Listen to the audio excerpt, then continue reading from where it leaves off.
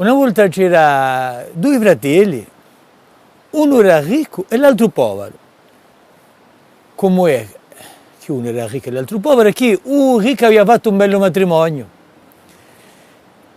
e un disgraziato lavorava per quell'altro. Gli fava un po' cura serva lì, diciamo le cose come le so. E una volta che un povero lavorava anche un boie che l'aveva pigliato arrenduto pigliavano l'animale e pagavano anche a viara, anche il rivenuto del lavoro dell'animale. E lavorava con quello che un fratello l'aveva prestato, arrenduto, e di colpo quello che lavorava sente una voce che dice: vuoi che lo morga tuo fratello o vuoi che lo morga vuoi Milello? E dice: salvone, che lo morga vuoi mica mio fratello, è d'amore mio fratello anche questo. Bene venendo, vuoi casca secco. Un disgraziato rientra in casa e dice: così e così, vuoi è morto. Vuoi è morto. Hai tombume vuoi. Ma ali, subito in tribunale. E per strada come a notte, a via da bene, piantano un cugino di lui fratelli, che gli face mangiare e dorme. Ma gli face mangiare.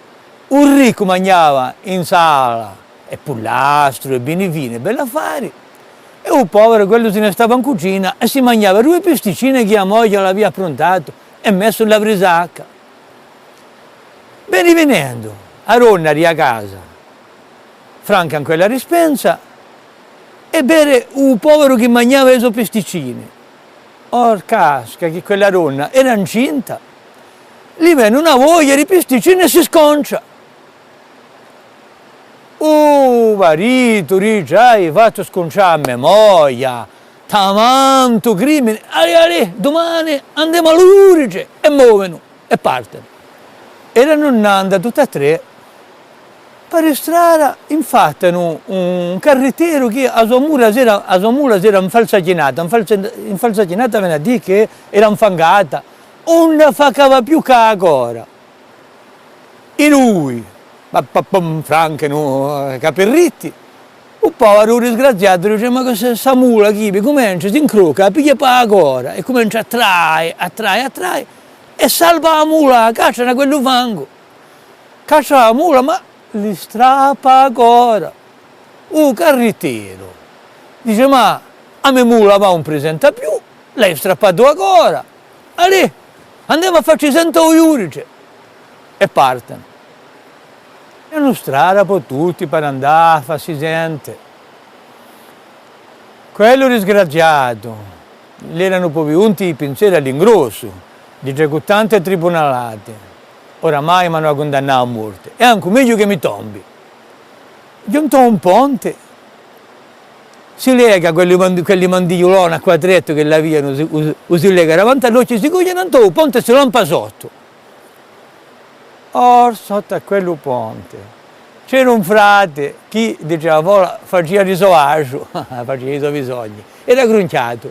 Un disgraziato, lui vola addosso la tomba. Giunge il superiore di un convento, dice: il tombume frate. Ali, andiamo allo tribunale. E partono tutti poi per farsi sente a Iurice. E quello spiega, dice: così e così a tombume voi. Dice: ma mi era Morello, era meglio che lo morisse voi che a mio fratello. Dice: questo è un po' quantunque. Dice: come voi un fratello passa la buona vita, pagate, siete voi che gli dovete soldi a vostro fratello che passa la buona vita. Quello gli pare che rivivisce, dice: che a mio Franco.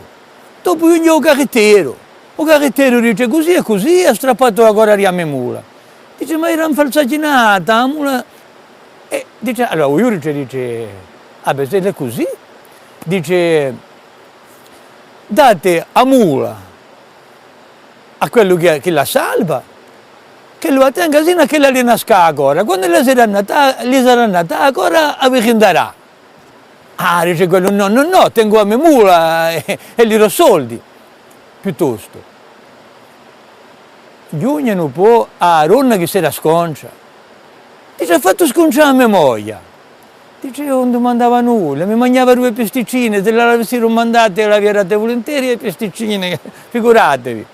Ah, dice, io dice, Ghivi. Dice, beh, e ora fa così. Voi, o marito, date a Ronna al colpevole, sino a che lui rimette in lo stato che lui la trova. Ah, dice il marito, no, no, no, piuttosto gli do soldi quanto lui ne vuole, ma a Ronna no.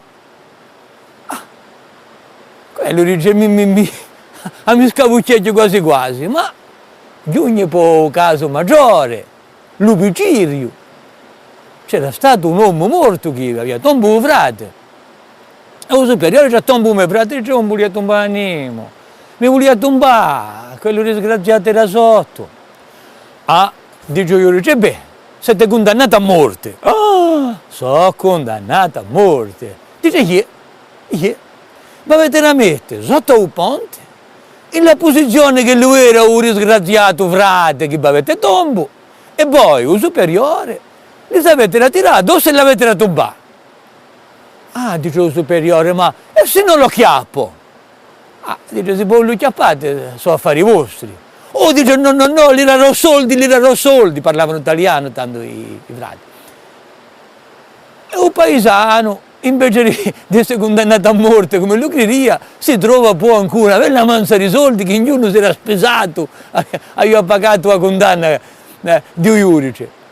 E giugno in casa sua a moglie e i figlioli pignino che erano morti.